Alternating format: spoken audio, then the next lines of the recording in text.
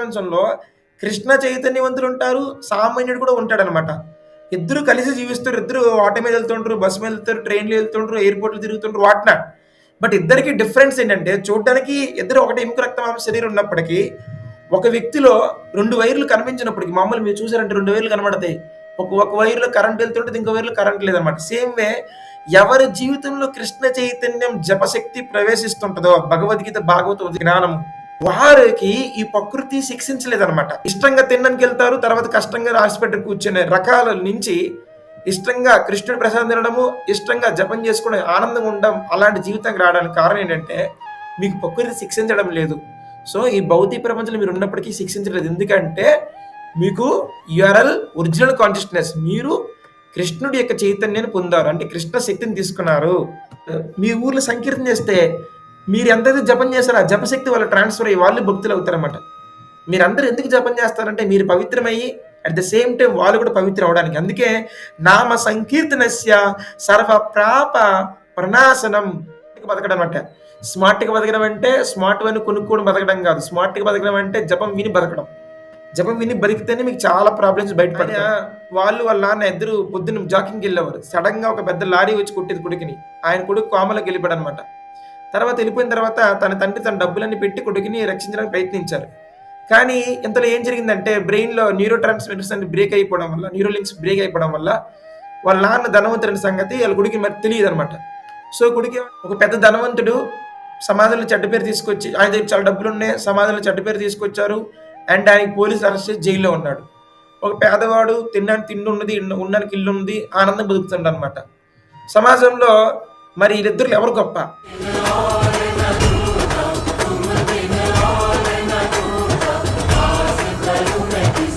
As a living spiritual souls, we are all originally Krishna consciousness entity, but due to our association with matter, since time immemorial, our consciousness is now polluted by material atmosphere. In this polluted concept of life, we are all trying to exploit the resource of material nature, but actually we are all becoming more and more entangled in our complexities. This is very very important అనమాట. నేను page to page explain చేస్తాను. మనము శాస్త్రం ఏం చెప్పిందంటే, మన వర్షం చినుకు ఎంత చక్కగా, ఎంత క్వాలిటీగా, ఎంత నీట్గా ఉంటుంది వర్షం చినుకు. కానీ ఎప్పుడైతే బురదని నేలను తాకిందో వర్షపు చినుకు కలర్ ఏమో బురదగా మారిపోద్ది అనమాట. సో సేమ్ వే పవిత్రమైన భగవంతుడి యొక్క సేవకులం మనం, ఆత్మనం. ఎప్పుడైతే ఈ భౌతిక ప్రపంచం తాకామో మనకి వెంటనే భౌతిక శరీరం అనేది మన చుట్టూ కవర్ అయిపోయింది అనమాట. వర్షపు చినుకు ఎంత క్వాలిటీగా ఉంటుంది, బురదలో పడితే అంత డ్యామేజ్గా తయారవుద్ది. ఆత్మ ఎప్పుడైతే భౌతిక ప్రపంచం తాకిందో వెంటనే 2 శరీరాలు చుట్టుముట్టేస్తాయి. ఒకటి స్త్రీ శరీరం లేదా పురుష శరీరం చెప్పడం జరిగింది అనమాట. ఎముక రక్త మాంస మలమూత్ర శరీరం ఒకటి, దాంట్లో మనస్సు బుద్ధి అహంకారం ఒకటి, అంటే కామక్రోధ మతమాచారాలు, నేనే అని గొప్ప, ఇది. దాంతోపాటు బయట శరీరం, ఈ 2 కూడా మన ఆత్మని కప్పివేసి మనం భగవంతుని సేవకులుగా పక్కన పెట్టేసి ఈ భౌతిక శరీరాలతో సంబంధాలు పెట్టుకొని చాలా డీప్గా నాటుగా వెళ్ళిపోతాం. నాట్ అంటే ఏంటి? అనంతమైన సంబంధం. వీళ్ళు మా వాళ్ళు, నా శాస్త్రమైన వ్యక్తులు, ఇలాగా భయాన్ని, కామాన్ని, కోపాన్ని, అసూయని, రాజ్యాధికారాన్ని, అధికారాన్ని, పైరు ప్రతిష్టల్ని ఈ అనుభవించాలని ఒక బురద కోరికని ఆ హరే కృష్ణ మంత్రం హరించి వేసేస్తుంది, మొత్తం తీసివేస్తుంది అనమాట. అంటే డివైడ్ చేస్తుంది అనమాట. వర్షపు చినుకు, వర్షపు నీరుని, బురదని సూర్య భగవాన్ ఎట్లాగైతే డివైడ్ చేశారో ఈ భౌతిక ప్రపంచంలో చెడు వాసనలు, ఆకర్షణని ఈ హరే కృష్ణ మంత్రము మనకి దూరం చేస్తుంది అనమాట. ఇదంతా మీరు ప్రాక్టికల్గా చూడొచ్చు. మీరు ఎంత మంచి ఆనందదాయకమైన కృష్ణ యొక్క అంశాలు, కానీ ఎప్పుడైతే భౌతిక ప్రపంచం తాకారో ఆ 2 సూక్ష్మ స్థూల శరీరాలు మొత్తం దాడి చేసి ఎమోషనల్గా, మెంటల్గా వీక్ చేసి మనల్ని రోజంతా ఏడిపిస్తుంది అనమాట. మీ ఊర్లో పెద్ద వరదలు వచ్చాయి, మొత్తం బురదంతా ఆక్యుపై చేసుకుంది. మీ బురదని రిమూవ్ చేయండి చీపురు కట్టతో, ఎంత రిమూవ్ చేస్తారు? సూర్యుడు వచ్చాడు అనుకోండి, మొత్తం ఎండగొట్టేస్తారు. ఎండగొట్టిన తర్వాత మళ్ళీ అది దుమ్ము కింద మారిపోద్ది, వాటర్ పార్ట్ ఉండదు అనమాట. సో బురద దుమ్ము అయిపోద్ది.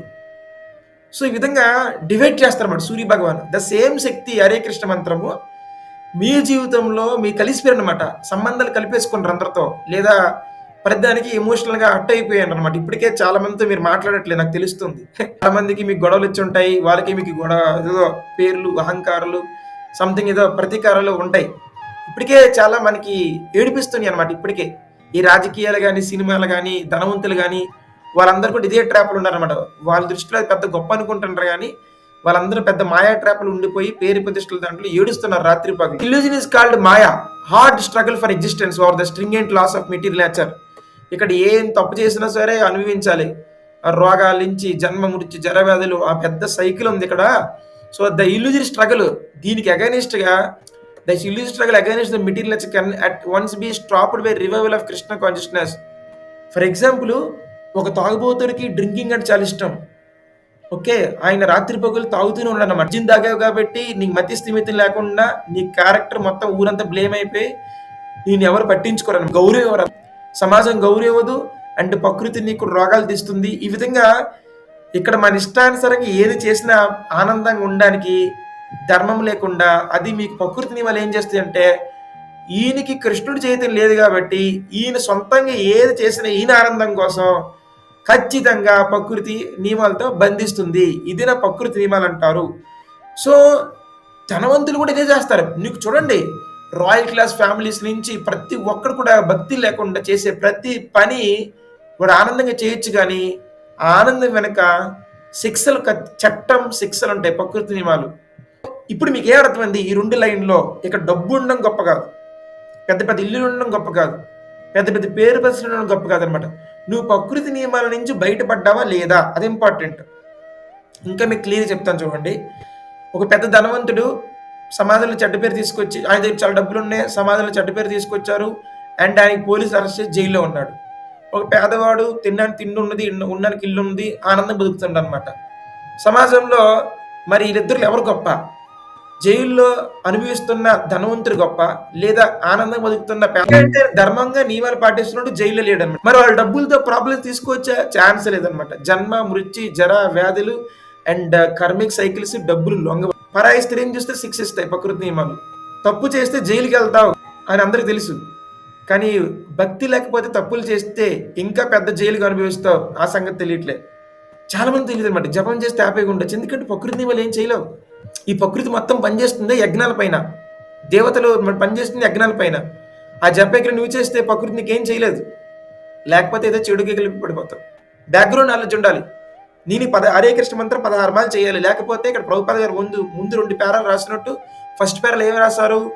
1, నేను బురదలో ఉన్నాను, ఆ బురదని వాటర్ని డివైడ్ చేసి సూర్యశక్తిని గోలోక శక్తిని తీసుకోవడానికి ఫస్ట్ పేరా.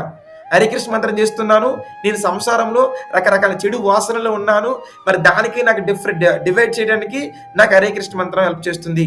హరే కృష్ణ హరే కృష్ణ కృష్ణ కృష్ణ హరి హరి హరి రామ హరి రామ రామ రామ హరి. Purpose number 1. రెండో పర్పస్ ఏం చెప్పారు ప్రభుపాద్? ఇదంతా ప్రకృతి నియమాలు.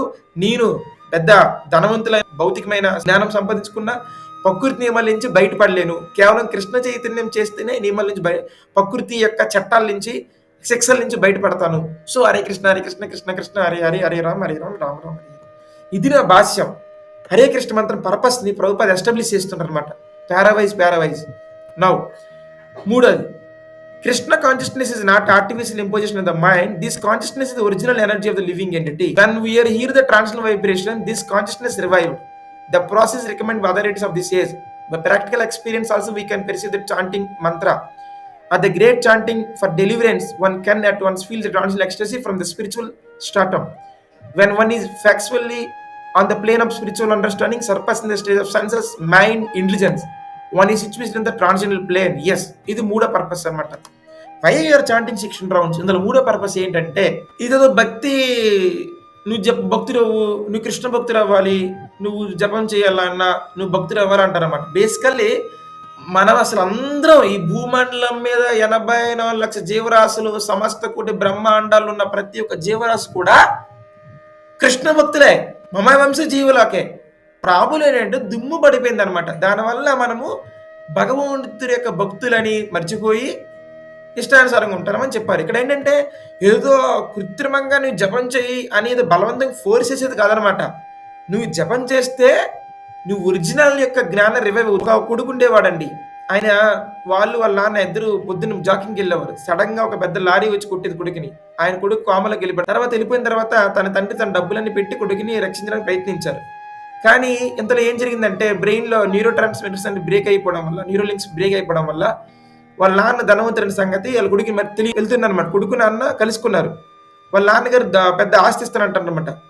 వాళ్ళ కొడుకు ఏం చేస్తారంటే వాళ్ళ నాన్న ధనవంతుడి సంగతి మర్చిపోయాడు. గజనీ యాక్చువల్లీ వల్ల ఆయన ఏం చేస్తాడంటే తన కొడుకు తన నాన్నతో సంబంధం కట్ చేసి తన సొంతంగా బతకడం మొదలు పెట్టాడు. ఆ టైంకి ఏమైందంటే మరి ఆయనకి స్కిల్స్ కూడా ఏమి లేవు కాబట్టి గుడిలో వెళ్ళి ఒక బెగ్గరగా ఉన్నాడు అనమాట. వాళ్ళ నాన్న ప్రతిరోజు కారు వేసుకొచ్చేవాడు అనమాట. రారా నాన్న కారు ఎక్కువ, నీకు పెద్ద 100 కోట్ల ఆస్తి నీది, నీ గుడి దగ్గర అడుక్కోవడం ఏంటి అని వాళ్ళ నాన్న మాట వినట్లే కొడుకు. సో మళ్ళీ వస్తారనమాట. ఎవరు నేను మాట మాట డిస్టర్బ్ చేస్తాను, కారులో 100 కోట్లు అంటే ఏం పని లేదా, ఎవరు పడి 100 కోట్లు నాకు ఎలాగ ఇచ్చేస్తారు చెప్పండి, ఏదో నన్ను కిడ్నాప్ చేస్తాను అనుకుని చెప్పి ఆయన భయపడి వాళ్ళ పెద్ద ఆయన బెగ్గింగ్ చేసే పాత్రతో వాళ్ళ ఆ వెహికల్లో ఉన్న పెద్ద ఆయన్ని కొట్టేశారనమాట. ఆయన రక్తం వచ్చి వెళ్ళిపోయాడు. సేమ్ వే మనం కూడా, అరే నువ్వు కామక్రోధ మతమచ్చలు బతుకుతున్నావు, నీలో కామం ఉండడం వల్లే ఆ కోరికల వల్లే నువ్వు అటు ఇటు తిరుగుతున్నావు, ఒక జంతువులా కష్టపడుతున్నావు దాని గురించి. సో అవేమి నీ దగ్గర కోరికలే లేకపోతే నువ్వు కష్టపడు, అవసరాలు ఉన్నాయి కానీ కష్టపడుతున్నావు. ఈ అవసరాలు క్రియేట్ చేసి నువ్వేరా నాయన, నువ్వు హ్యాపీగా ఉండొచ్చు, నేను రక్షించేది, నీకు రక్షించేది డబ్బు కాదు, నేను రక్షించేది నా యొక్క సచ్చితన శక్తులు. నువ్వు ధైర్యంగా ఉండొచ్చు, ఆనందంగా తప్పులు చేయకుండా, నీకు అన్ని నేను సమకూరుస్తా. యోగక్షేమం అహమ్యం, నా గురించి నాకు నామం చేస్తే యోగక్షేమం చేస్తాను నాయన, నీకు జస్ట్ నన్ను తలుచుకుంటే నిన్ను చూసుకుంటాను అని కృష్ణుడు చెప్తారనమాట. అంటే రక్షించేవాడు ధనవంతుడు, ఆయన ఆయన దేవాది దేవుడు, ఆయన మీతో ఉన్నాడు. కానీ మనకి ఏంటంటే మనం మర్చిపోయేందుకు ఇంకేం అవసరం లేదు, ఎందుకంటే ఆయనకి ఆనందవంతుడు, ప్రకృతి నియమాలు ఏం చేయలేవు, తిండి ఉన్నది, మంచి ఆరోగ్యము, దట్స్ ఆల్. ప్రజలు మరో జన్మ లేకుండా సింపుల్గా ఉండాలి. చాలా మంది వెట్టి చాకరీ చేస్తున్నారు ఉదయం సాయంత్రం వరకు కోరికల అవసరాలతో. ఆ కోరికల అవసరాలు తగ్గించడానికి వాళ్ళు జపం ఇస్తే వాళ్ళు సింపుల్ బతుకుతారు. సింపుల్ బతకపోతే అప్పులు చేస్తారు, అప్పులు చేస్తే వాళ్ళ జీవితం అంతా నరకాల్లో ఉంటారు. బతికిన నరకం చూడడం అంటే అప్పుల్లో ఉండడమే. మీరు ఎక్స్ట్రెస్లో ఉంటారు, స్పిరిచువల్ స్టార్టప్ అందరిలాగా మీరు కూడా పేరు ప్రతిష్ట వాసనలు పరిగెడుతున్నారు నాకు తెలిసి చాలా మంది. ఇప్పటికైనా టైం వేస్ట్ చేయకుండా పక్క వాళ్ళతో పోల్చుకోండి. ఇప్పటికైనా జరిగింది జరిగిపోయింది, ఇక నుంచి పక్క ఇంటోళ్ళతో పోల్చుకోకండి. వాళ్ళు ఏదో ఢిల్లీ పబ్లిక్ స్కూల్లో మీ కొడుకుని వేస్తే మీరు అదే స్కూల్లో నేను అనుకోకండి అనమాట. మీరు సింపుల్గా నా కొడుకు ప్రకృతి నియమాల నుంచి బయటపడాలా, చదువుతూ చాలులే, సింపుల్ చదువు చదవచ్చు, బట్ మినిమం ప్రకృతి నియమాలు అనమాట. అంటే చెడు వ్యసనాలు, డిప్రెషన్ ఇలాంటివి నా కొడుకు రాకుండా నేను చూసుకుంటాను. ముందు నా కొడుక్కి చదువు ఇదే అనమాట, కృష్ణ భక్తి. నాకు ఢిల్లీ పబ్లిక్ స్కూల్ చదువు డబ్బులు అంత లేవు కానీ, వాళ్ళతో పోలికలు లేవు కానీ, ముందు భగవంతు రక్షణలో నాకు పిల్లలు పెంచితే చాలన్నమాట. డబ్బు రక్షణలో నన్ను పిల్లలు పెంచడం అవసరం లేదు, భగవంతు రక్షణలో పిల్లలు పెంచాలి. ఇది చాంటింగ్ ఆఫ్ హరే కృష్ణ మంత్ర సర్పాసింగ్ అన్ని, ఇంకా lower state of consciousness, sensual, mental, intellectual. Sensual అంటే చెడు ఆకర్షణలు, మెంటల్ అంటే మనలో ఉన్న కామక్రోధ మధ్యమర్చాలి, ఇంటలెక్చువల్ అంటే నేనే గొప్ప, నాకన్నీ తెలుసు ఇలాంటి అహంకారము, ఇలాంటి దొంగ బుద్ధి, ఈ మూడు కూడా ఇది తక్కువ చైతన్యాన్ని ఈ హరే కృష్ణ మంత్రం సర్పస్ చేస్తుందన్నమాట. వన్స్ కృష్ణ వచ్చినాక మన బుద్ధులన్నీ పక్కన పెట్టాల్సిందే. మన బుద్ధి ఏముంది, అంత మాయా బుద్ధి.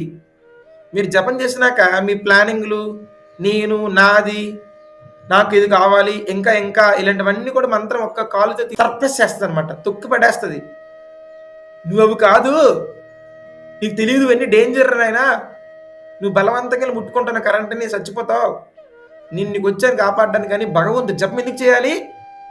మనము అజ్ఞానంతో అన్యాయం జరుగుతున్నా, కష్టం వస్తున్నా, చెడు జరుగుతున్నా దాన్ని మనం కౌగిలించుకుంటాం అనమాట. చెడుని కౌగిలించుకునే స్థితిలో ఉన్నాం మనందరం.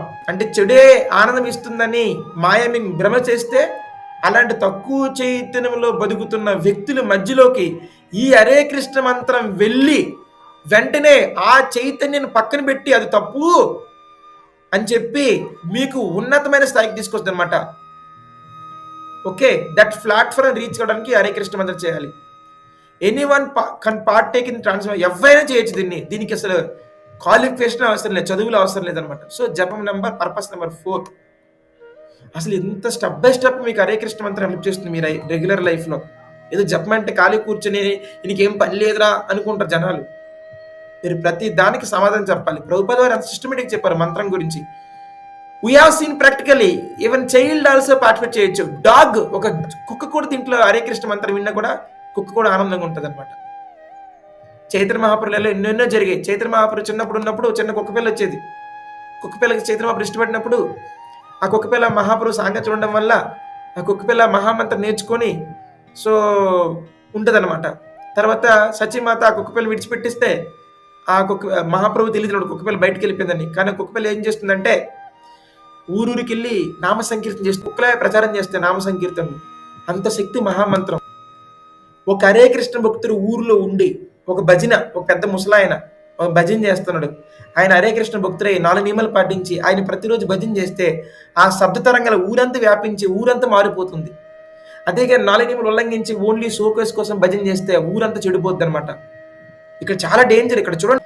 అండ్ హరే కృష్ణ మంత్రం సినిమా హీరో హీరోయిన్లు పాడినా కూడా మనం వినకూడదు. ఎందుకంటే ఈ milk touched by the lips of serpent.